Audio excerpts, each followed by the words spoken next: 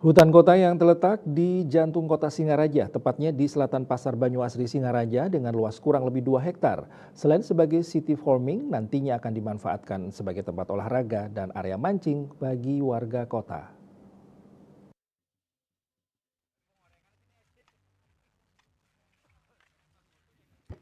Lahan milik pemerintah ini selain sebagai smart farming untuk menanam komoditas yang mempengaruhi inflasi seperti cabai, bawang putih, sayur, dan lainnya, juga tempat ini dibuka untuk sarana olahraga seperti jogging track bagi masyarakat Buleleng.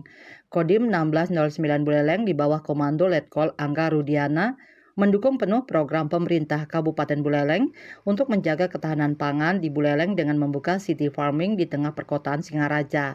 Tidak tanggung-tanggung, personil TNI diturunkan untuk membuka lahan milik pemerintah yang selama ini terbengkalai tersebut. Dari membuka lahan, membangun jembatan balai sebagai penghubung jalan raya menuju lahan hingga proses menanam dilakukan oleh tim TNI bersinergi dengan DLHK Buleleng.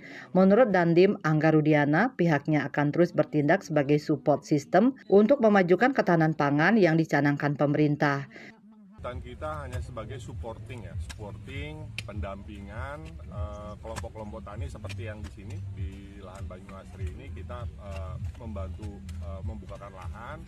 Setelah lahan terbuka, ada kelompok tani yang mengelola ini, kita sebagai support system mereka, sehingga dalam pelaksananya mereka tetap bekerja dengan semangat. Kita melaksanakan pendampingan, apa yang menjadi kesulitan dari kelompok tani kita akan support dan mencoba untuk mencari solusi masalah yang dari mereka.